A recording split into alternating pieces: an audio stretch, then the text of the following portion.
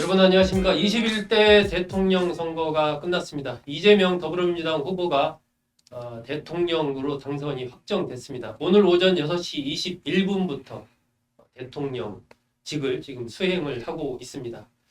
자, 그동안 길고도 길었던 여러 가지 이 계엄과 탄핵으로 치러진 이 대통령 선거 속에 이재명 후보가 대통령이 됐습니다. 이 의미를 어떻게 봐야 될지, 또 각 정당은 향후에 어떤 행로를 걷게 될지 등등 관련해서 두 분 모시고 오늘은 대담으로 포커스 진행하려고 합니다. 김만흠 전 국회 입법조사처장, 그리고 최진원 경희대 공공거버넌스 연구소 교수님 모시고 같이 좀 대담 나누도록 하겠습니다. 최 교수님은 그 김문수 후보와 이준석 후보가 만약에 단일화를 했으면은 이재명 후보를 이길 수도 있지 않았을까, 이렇게 보시나요? 그렇죠. 네. 그렇게 보시는 이유는 뭡니까? 일단 이준석 후보와 네. 김문수 후보의 합의 보수 단일화를 했더라면 조금 달라진 시너지가 있었을 것이고, 특히 이준석 후보의 표가 더 많이 나올 수도 있었겠다, 이런 생각이 들거든요. 지금 한 8% 차이가 나는데 네. 조금 더 박빙으로 갈 수도 있었겠다, 이런 생각이 듭니다. 물론 결과에 대해서는 조금 달라질 수도 있는데 어쨌든 지금보다 더 조금 다른 결과가 나올 수 있지 않았을까, 이렇게 생각이 듭니다. 표율차에 있어서는 분명하게 이제 제3의 후보가 있다는 것 때문에 그런 점이 있긴 하죠. 그러나 과연 합했을 때 시너지 효과가 얼마나 있었을까. 이준석과의 시너지 이전에 스스로 약점을 가지고 있는 약점을 잘 끄는 게 우선이 아니었을까. 국민의힘이. 예, 그런 게 좀 생각이 되고요. 박수현 의원은 그렇게 아주 겸손하게 표현을 하려고 아까다시피 이제 8.27% 차이가 났는데 네. 이준석 후보가 8.34% 얻었으니까 네. 0.7% 졌다는 기분으로 시작하겠다라고 이제 겸손하게 표현을 이렇게 했던데요. 또 네. 나머지 또 권 후보도 있고 하기 때문에 네. 계산을 하는데 어쨌든 간에 압도적인 과반은 아니었다는 건 분명하고요. 저는 또 그게 애초에 그렇게 나오기가 어렵다라고 생각을 했습니다. 잘해야 이제 48, 9% 언저리에 승리할 수 있다라는 정도였는데요. 이재명 예. 후보가 50% 넘기기 쉽지 않을 것이다. 예, 왜 그랬냐? 일반적인 분석을 우리가 바람이니 구도니 이런 걸 떠나서요. 앞으로도 그런 경험이 있을지 모르겠지만은 심지어는 이재명 후보의 피선거권 자격 자체가 있을까 없을까를 지금 상당히 다투고 있는 과정 속에 갔던 거 아니겠습니까? 네. 5월 1일 날 파기환송심이 있어가지고 그 다음에 심지어는 고법에서의 지금 진행 날짜까지 있다가 지금 6월 18일 연기가 된 거 아니겠습니까? 네. 그래서 뒤에 논의가 되겠습니다. 그것도 심각한 과제가 되는 것인데 심지어는 후보 자격까지 논란이 되고 있는 상황에서 치러진 선거였기 때문에 네. 일반적으로 누가 포지티브한 장점을 가져서 바람을 일으키고 그런 구도는 아니었다. 그래서 결국은 상대가 가지고 있는 약점 때문에 네. 누가 그걸 잘 막았을까라는 이런 차원인데 그 점에서 어쨌든 간에 김문수 후보가 가지고 있는 약점을 스스로 끊지 못하고 성정의 문제 때문인지 본인의 가지고 있는 그 이념적인 성향이 그런 기준인지 모르겠지만은 마지막까지 끌고 갔었다. 네. 그래서 저는 이준석 제3의 후보가 8.34% 가지고 있었던 그 뭔가 분열의 효과도 있었지만은 내부적으로 그런 한계도 있었다라고 생각을 합니다. 오히려 김문수 후보가 확실하게 그러한 부분에서의 절연, 윤 전 대통령 등과의 그런 부분을 보여주지 못한 것이 더 크지 않았나, 그런 말씀이시네요. 자, 이게 이제 연동이 돼 있는 부분인데, 이재명 후보의 전략, 이번에 나는 보수다라고 하면서 보수 쪽의 인사들을 많이 영입도 했고, 기존에 어쨌든 민주당 계열 후보들이 썼던 전략과는 조금 다른 측면에서, 한편으로 본다면 굉장한 이제 내부 평정을 했기 때문에 자신감을 갖고 이제 중원을 내가 다 먹겠다, 이런 측면으로 갔던 것 같기도 합니다. 그러한 이재명 후보의 전략, 그래서 이제 어제도 민주당 인사들 얘기하는 걸 보면 민주당에서는 50% 이상의 득표, 그리고 김문수 후보와의 격차를 10%포인트 이상 벌리는 것, 이것에 내부적으로 상당히 좀 주목을 하고 있다라고 얘기를 하던데, 최종 득표 결과는 어쨌든 50%를 아슬아슬하게 넘기지 못했고, 김문수 후보와의 격차도 8.27% 격차를 내는데 그쳤단 말이에요. 이 부분을 어떻게 봐야 될까? 일단 최 교수님, 그 이재명 후보의 이번 대선에서의 전략과 지금 이 격차 나는 부분 같이 좀 연동해서 한번 말씀 좀 해주시죠. 제가 볼 때는 이재명 후보는 강력한 프레임으로, 전략으로 내란 세력 종식 네네. 프레임을 내란 썼던 것 같아요. 네네. 두 번째로는 중도 확장으로 해서 보수 정당 프레임을 걸었는데 첫 번째 프레임은 먹힌 것 같고 두 번째 프레임은 상대적으로 먹히지 않은 것 같아요. 네. 만약에 먹혔다라면 당연히 50%를 넘겨야 되고 김문수 후보의 격차도 10% 이상으로 늘려야 됐었는데 네.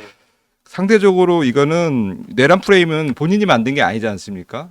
상황 자체가 그렇게 윤석열 파면 이후 벌어진 조기 대선이었기 때문에 상대적으로 이건 이미 기울어진 운동장 유리한 고지에서 출발했기 때문에 상대의 반사이득만 상대의 약점에 대한 반사이득만 얻어도 당연히 올 수 있었는데 상대적으로 50%를 못 이겼다. 이런 압도적인 상황 속에서도 못 이겼다는 얘기는 그걸 이기기 위해서 중도 확장으로 해서 보수정당이라는 그 프레임을 걸었는데 상대적으로 그것은 개인의 그 후보 경쟁력, 개인적인 도덕성 문제, 그다음에 어떤 폭주 이미지 이게 상쇄됐기 때문에 중도 확장이 사실상 이게 힘들어진 것이 아닌가. 저는 결과적으로 두 가지 프레임 중에서 그냥 반사이득만 취한 내란 세력 프레임만 조금 유효했고 나머지 프레임들은 본인이 가진 결점 때문에 도덕성이라든가 어떤 폭주 이미지 때문에 다 상쇄되어서 결과적으로 본인이 추구했던 중도 확장 이거는 사실상 좀 실패한 것이 아닌가 이렇게 생각이 듭니다. 그 전략 자체가 좀 문제라고 보시는 건가요? 아니면 전략의 방향은 좋았는데 결과적으로 실패했다고 보시는 건가요? 아무래도 본인이 자신을 너무 잘 알고 있었기 때문에 네. 본인의 도덕성이라든가 리더십에 그 제왕적 리더십이 있었기 때문에 그걸 조금 커버하려고 중도 확장을 꿈꿨던 것 같은데 이게 사실상 이게 처음부터 약간 업을 성설이었던 것 같은 거죠.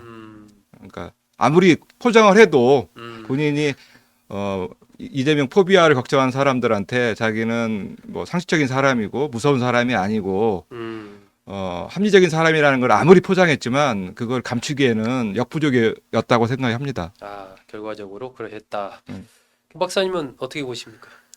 그게 상황에 따라서 강조점이 달라졌던 것 같습니다. 상대 쪽인 국민의힘 후보가 정비가 안 되고 경선 과정에 있고 막판에 또 한덕수 후보와의 단일화 논란까지 있을 때는 상당히 여유가 있는 시점이었습니다. 네. 그 당시에 그때 윤여준을 포함해서 여러 사람들 자기 캠프로 다 끌어들였습니다. 가장 폭넓게 끌어들였고요. 네. 그리고 나서 다시 또 기본사에 먹사는 집을 다시 강조하고 그랬습니다. 그래서 여유가 있을 때는 굉장히 넓게 포용하는 그런 구도로 갔다가 네. 급해질 때는 뭘 쓰느냐 내란 세력 청산으로 갔습니다. 아, 예. 그래서 아까 당 쪽의 사람들하고 이렇게 얘기해 봤을 때 상당히 격차를 기대했다라고 말씀하시는데 저는 막판에 가면 갈수록 모든 화두를 내란 세력 종식 여기에다 포커스를 맞췄다라는 것은 내부적으로 상당히 강한 위기의식을 가지고 있지 않았었는가라는 생각입니다. 여유가 있을 때는 정책적인 행보를 꽤 많이 했습니다. 네, 네, 네. 그게 아니고 급하다 지금 뭔가 좀 추격을 당하고 있다 이런 느낌을 저는 그걸 보고 거꾸로 해석을 했습니다. 네. 그쪽에서 내란 세력을 강조할 때는 다른 좀 여유가 없이 지금 잘못하면 추격을 당할 수 있겠다랄 때는 내란 세력 돌아가서 중간에 여유가 있을 때는 정책 행보를 했었고요. 네, 예. 그때 여유가 있을 때 많은 사람들 포괄했죠. 사람들. 그래서 가장 이런 말 많은 사람들이 다 이렇게 선대위 총괄 선대위원장이 심지어 7명까지 되고 할 정도로 네, 네. 포괄하는 상황이었었죠. 상대적으로 이제 뭐 이낙연, 손학규, 역대 경기지사 등등 좀 많은 이쪽에 김문수 수사 쪽에 가담했지 대부분의 사람들은 그때 이렇게 이쪽에 포진하는 그런 거 있었다. 그 점에서는 저는 마지막까지 그냥 내란 세력 청산 종식 이걸 내걸을 때는 뭔가 조금 쫓기고 있다는 다급함이 좀 있다는 걸 저는 그렇게 간접적으로 느꼈습니다. 아, 이재명 후보가 취했던 그 이른바 보수로의 확장, 중도로의 확장 전략, 이 전략 자체는 어떻게 평가를 하시나요? 뭐 당연히 그렇게 하겠죠. 처음에 뭐 몇 번 했다 실수한 거 아니었습니까? 원래 민주당은 뭐 중도 보수였다느니 뭐 이런 그렇죠. 표현까지 뭐 써가면서 했었는데요. 당연히 선거 때니까 포괄적으로 하려고 하겠죠. 제 교수님께서 잘 지적했는데 그건 정책 자체의 중도 확장의 전략도 있지만은 이재명 당시 후보가 가지고 있는 뭔가 과격성이라든가 이런 걸 완화하는데도 좀 플러스 요인이 됐을 겁니다. 뭔가 나는 포용성 있는 사람이다. 네. 그러니까 한마디로 조금 정리를 더 보태보자면 본인은 기본소득이라든가 기본사회라는 정책을 포기하지 않았거든요. 네, 네. 그걸 하지 않은 상태 속에서 자꾸 본인은 기업 성장이라든가 실용이다 탈 이념을 주장했지만 쫓기고 있을 때는 다시 또 내란 세력을 내란 세력 프레임을 다시 걸었고 네. 여유가 있을 때는 중도, 실용 이런 걸 걸었지만 어떻게 보면 이게 좌측 깜빡이 켜놓고 우측으로 급 우회전하는 어떤 폭주 운전사 같은 이미지를 계속 연출했거든요. 네. 왔다 갔다 자충우들. 두 개가 또 예. 과연 그게 맞는 거냐라는 네. 질문도 계속 나오죠. 예. 그렇다 보니까 이걸 지켜보는 중도 유권자들한테는 굉장히 일관성이 없는 사람으로 굉장히 승리를 위해서는 수단과 방법을 가리지 않는 매우 도구적인 사람이다.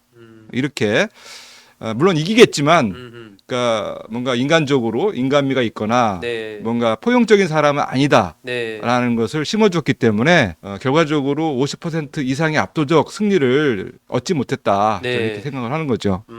그 포용 문제가 나왔던 것 중에 하나가 중간에 적폐청산 논리라든가 정치 보복 논란도 같이 나오고 논쟁이 된 적도 있었죠. 아, 계속 그런 걸 하지 않겠느냐. 뭐 이재명 그 당시 후보는 그런 걸 안 하겠다라고 했지만 계속해서 이제 그런 것에 대한 심지어는 본인 불안감이 유튜브에 가서 있더라고요. 했던 과거의 얘기를 꺼내기도 했었고요. 아. 매불쇼에 나가서 그런 건 얘기했다가 논란이 되기도 했죠. 네. 막판까지도 그 통합과 이러면 뭔가 상대에 대한 청산 이 문제가 논란이 되면서 네. 그 얘기가 나왔습니다. 그랬을 때 이재명 당시 후보는 이재명 대통령은 악을 제거하고 응징하는 것하고 통합 문제는 별개다라고 네, 네, 얘기했었는데 네, 네.